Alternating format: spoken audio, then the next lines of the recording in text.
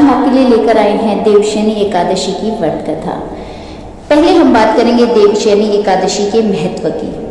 ब्रह्म वैवर्त पुराण में देवशयनी एकादशी के विशेष महात्म्य का वर्णन किया गया है। इस व्रत से प्राणी की समस्त मनोकामनाएं पूर्ण होती हैं। यह एकादशी आषाढ़ मास के कृष्ण पक्ष की एकादशी, जिसे योगिनी एकादशी कहते हैं, उसके बाद आती है। आषाढ़ मास के शुक्ल पक्ष की एकादशी को ही देवशयनी एकादशी कहा जाता है। इसी एकादशी से चातुर्मास का आरंभ हो जाता है।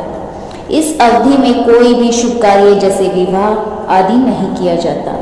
मान्यता है कि इस दिन से भगवान श्री हरि विष्णु क्षीर सागर में शयन करते हैं और फिर 4 माह के बाद उन्हें उठाया जाता है। उस दिन को देवोत्थानी एकादशी कहा जाता है। इस बीच के अंतराल को ही चातुर्मास कहा गया है। देवशयनी एकादशी को देवशयनी, महा एकादशी, थोली एकादशी, हरि देवशयनी, शयनी, प्रबोधिनी एकादशी के नाम से भी जाना जाता है। अब हम बात करेंगे देवशयनी एकादशी की व्रत कथा के बारे में। धर्मराज युधिष्ठिर ने कहा, हे केशव, आषाढ़ शुक्ल एकादशी का क्या कहते हैं? इस व्रत को करने की क्या विधि है? किस देवता का पूजन किया जाता है? श्री कृष्ण कहने लगे कि हे युधिष्ठिर, जिस कथा को ब्रह्मा जी ने नारद जी से कहा था वही मैं आज तुमसे कहता हूँ। एक बार देव ऋषि नारद जी ने ब्रह्मा जी से इस एकादशी के विषय में जानने की उत्सुकता प्रकट की। तब ब्रह्मा जी ने उन्हें बताया, सतयुग में माधानता नामक एक चक्रवर्ती सम्राट राज्य करते थे। उनके राज्य में प्रजा बहुत सुखी थी, किंतु भविष्य में क्या हो जाए यह कोई नहीं जानता। अतः वे इस बात से अनभिज्ञ थे। उनके राज्य में शीघ्र ही भयंकर अकाल पड़ने वाला है।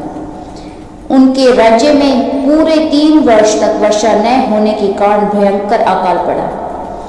इस अकाल से चारों ओर त्राही त्राही मच गई। धर्म पक्ष के यज्ञ, हवन, पिंडदान, कथा, व्रत आदि में कमी हो गई। जब मुसीबत पड़ी तो धार्मिक कार्यों में प्राणी की रुचि कहाँ रह जाती है? प्रजा ने राजा के पास जाकर अपनी वेदना की दुहाई की। राजा तो इस स्थिति को लेकर पहले से ही दुखी थे। वे सोचने लगे कि आखिर मैंने ऐसा कौन सा पाप कर्म किया जिसका दंड मुझे इस रूप में मिल गया। फिर इस कष्ट से मुक्ति पाने का कोई साधन करने के उद्देश्य से राजा सेना को लेकर जंगल की ओर चल दिए। वहां विचरण करते करते एक दिन वे ब्रह्मा जी के पुत्र अंगिरा ऋषि के आश्रम में पहुंचे और उन्हें साष्टांग प्रणाम किया। ऋषिवर ने आशीर्वाद दिया, कुशल क्षेम पूछा, फिर जंगल में विचरने व उनके अपने आश्रम में आने का प्रयोजन जानना चाहा। तब राजा ने हाथ जोड़कर कहा, महात्मन, सभी प्रकार से धर्म का पालन करता हुआ भी मैं अपने राज्य में दुर्भिक्ष का दृश्य देख रहा हूँ। आखिर किस कारण से ऐसा हो रहा है? कृपया इसका समाधान करें।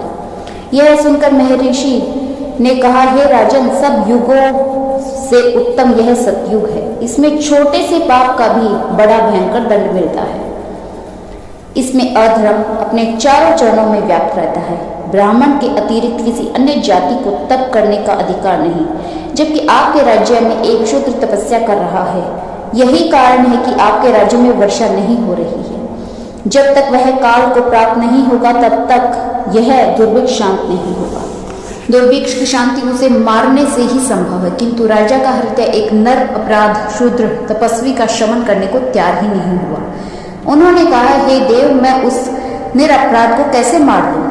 यह बात मेरा मन स्वीकार नहीं कर रहा। कृपया करके आप कोई और उपाय बताइए।